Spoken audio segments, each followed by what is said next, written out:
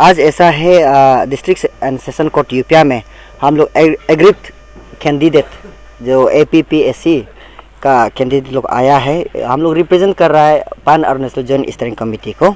आज ऐसा है यहाँ में 3 मैटर था आज। एक जो है राधेक रोमिन जो है BEO है ये DDSC आलो का, वो भी एक एक्यूज है ये पेपर लीकेज में।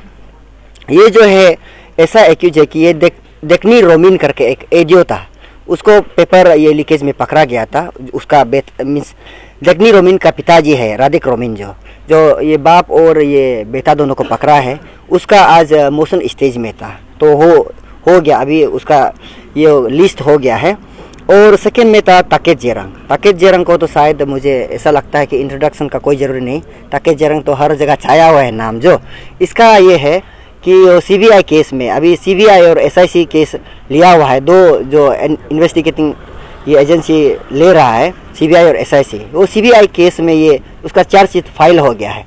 तो आज चार्जशीट फाइल होने का बाद एक अपीयरेंस ज़रूरी होता है, तो अपीयरेंस था तो लेकिन वो यहाँ ये फिजिकली अफेयर नहीं हुआ है, वर्चुअली हुआ है। जो जिस जेल में वो अभी बैठ रहा है उसको कैद किया गया है, वहाँ से वर्चुअली उसको ये किया है, ये अपीयरेंस हुआ है।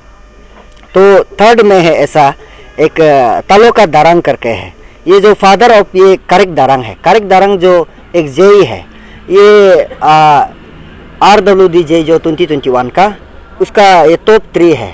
तो हम कह रहा है कि ये तो फेक टॉपर, ऐसा हम लोग टाइटल दिया गया है। फेक टॉपर का एक पिताजी है ये जो तालो का दारंग है, उसका वेल हियरिंग है, यानी वो कह रहा है कि मुझे बरी कर दीजिए, मैं इसमें शामिल नहीं हूँ।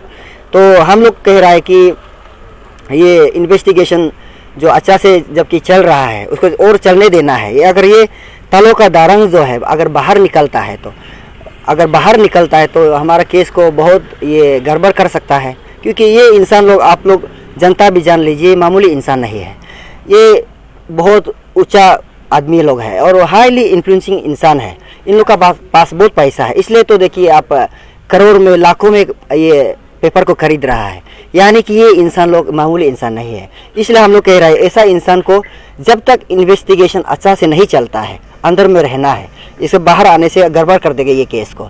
इसलिए हम लोग आज ये पीसफुल प्रोटेस्ट कर रहा है हम लोग का एग्रीड कैंडिडेट लोग। और ये हम लोग फिर से बता दो, हम चलो ये हम पॉपुलेशन में अभी कम है पर भी ये रिप्रेजेंट कर रहा है पूरा अरुणाचल को, पर पूरा अरुणाचल का जो प्रोटेस्ट का बिहार में हम लोग कर रहा है। तो सर क्योंकि कल भी माइनॉरिटी बोर्डन को भी ऐसे बेल मिल चुका है, तो आप लोगों को नहीं लगता है आप लोग का जो अभी प्रोटेस्ट कर रहा है तो उन सब जो मीनिंगलेस में हो जाएगा के? नहीं, मुझे नहीं लगता ये मीनिंगलेस में होगा। देखिए आज हम लोग ये कम तादाद में आया है, कल को ज़्यादा तादाद में आएगा तो ये हमारा जुडिशरी सिस्टम भी समझ में आ जाएगा ये केस कितना ये है, ये इंटेंसिटी है, उसका ग्रेविटी के बारे में समझेगा और अपना जुडिशियस माइंड से वर्डिक्ट देगा। और जो अननेसेसरी जैसे जो बेल तो नहीं देगा ऐसा लग रहा है। तो हम लोग इसमें क्या बोलता सक्सेस होगा प्रोटेस्ट करके उसको बेल नहीं देने में। तो सर कल आप लोग का डोनेशन ड्राइव रखा गया था, उसमें भी बहुत सारे लोग का पब्लिक लोग का कमेंट करना है कि आप लोग जस्ट पैसा करने के लिए कर रहा है, ये सब बहुत सारा लोग सोशल मीडिया में कर रहा है, तो उसके ऊपर में आपकी क्या?